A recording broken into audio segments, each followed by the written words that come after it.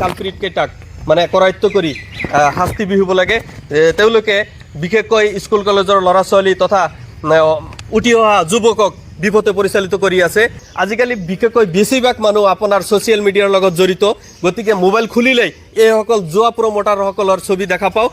যিকেইজন আমি ইউটিউবাৰ পাইছোঁ, যিকেইজনে বিশেষকৈ বেছিকৈ প্ৰচাৰ কৰি আছে, তেওঁলোকৰ ফটোসহ আমি আৰক্ষী চকীক সমজাই দিছোঁ। তেওঁলোকে যাতে বিশেষ ব্যৱস্থা গ্ৰহণ কৰে। এইসকল ইউটিউবাৰৰ বিৰুদ্ধে তেওঁলোকে সমাজখন ধ্বংস কৰিব সেনেকুৱা এটা পৰিকল্পনা লৈছে।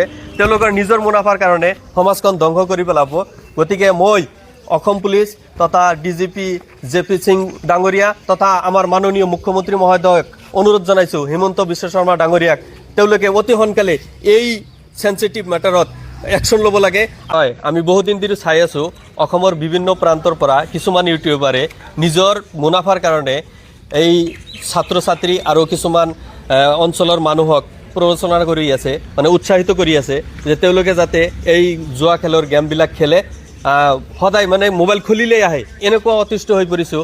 আমাৰ অঞ্চলৰ বহুত মানুহে মানে কৈ আছে আপোনালোকে কিবা এটা একশ্যন লওক ইয়াৰ বিৰুদ্ধে, যে আমি মোবাইল খুলিবই নোৱাৰোঁ। মোবাইল খুলিলেই জুৱা খেলক, ইমুক গেম খেলক, তমুক গেম খেলক, ইমান টকা লাভ হ'ব, ইমান টকা আমি লাভ কৰিলোঁ, এনেকুৱা কৰি বহুত ছাত্ৰ ছাত্ৰী তথা অঞ্চলৰ বহুত মানুহক মানে জোৰোলাজোৰো কৰি পেলাইছে।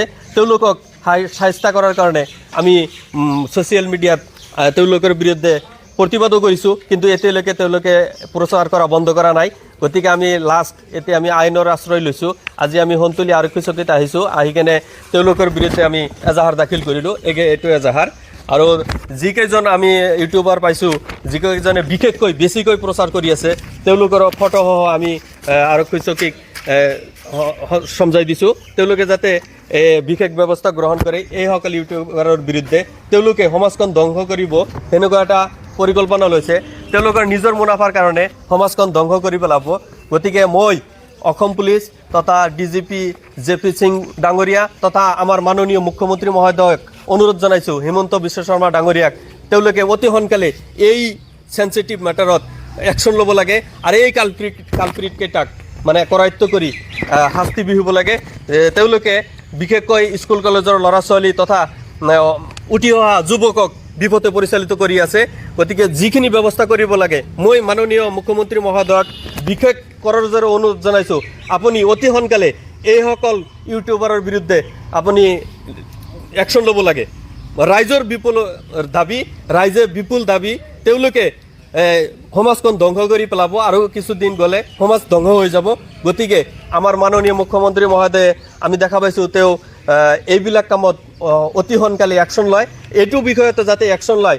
আজিকালি বিশেষকৈ বেছিভাগ মানুহ আপোনাৰ ছ'চিয়েল মিডিয়াৰ লগত জড়িত, গতিকে মোবাইল খুলিলেই এইসকল জুৱা প্ৰমোটাৰসকলৰ ছবি দেখা পাওঁ আৰু জুৱা প্ৰমোটাৰসকলে জুৱা খেলিবলৈ উৎসাহিত কৰি আছে, নানান ধৰণৰ লোভ লালচা দেখাই আছে। গতিকে মই মানে আসাম পুলিচ তথা DGP JP সিং ডাঙৰীয়া আৰু আমাৰ মাননীয় মুখ্যমন্ত্ৰী মহোদয় হিমন্ত বিশ্ব শৰ্মা ডাঙৰীয়াক বিশেষ অনুৰোধ জনাইছোঁ, আপোনালোকে অতি সোনকালে এইসকলৰ বিৰুদ্ধে লিগেল একশ্যন লওক। এইখিনিয়ে ক'ব লগা। হয়, মই বিশেষকৈ অসমৰ যুৱক যুৱতীসকলক অনুৰোধ জনাওঁ যে আপোনালোকে এইসকল ইউটিউবাৰৰ প্ৰৰোচনাত ভুল নাযাব আৰু এই জুৱা খেলত লিপ্ত নহ'ব। তেওঁলোকৰ যিখিনি প্ৰচাৰ কৰি আছে এই প্ৰচাৰৰ পৰা বিৰত থাকিবলৈ আপোনালোকে এওঁলোকক বয়কট কৰক। এওঁলোকক সমাজৰ পৰা ছ'চিয়েল মিডিয়াৰ পৰা বয়কট কৰক, তেতিয়াহে আমি ইয়াৰ পৰা পৰিত্ৰাণ পাব পাৰিম।